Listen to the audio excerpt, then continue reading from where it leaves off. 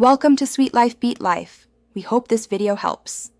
In this video, I will explain how to connect your Honda Odyssey to a garage door opener. First, park your Odyssey safely inside your garage, ensuring you have easy access to the opener unit.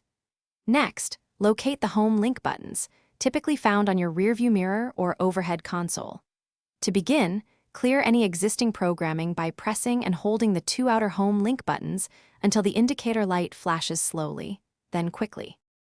Now, grab your original garage door opener remote. Hold it about 1 to 3 inches away from the home link button you wish to program. Simultaneously press and hold both your chosen home link button and your garage door remote's open button. Continue holding them until the home link indicator light begins to flash rapidly, then release both buttons. Next, you'll need to sync your Odyssey with the garage door opener unit itself. Locate the Learn or Smart button on your garage door opener motor, usually on the back or side. Press this button firmly and quickly release it. You now have approximately 30 seconds to return to your Honda Odyssey and complete the final step.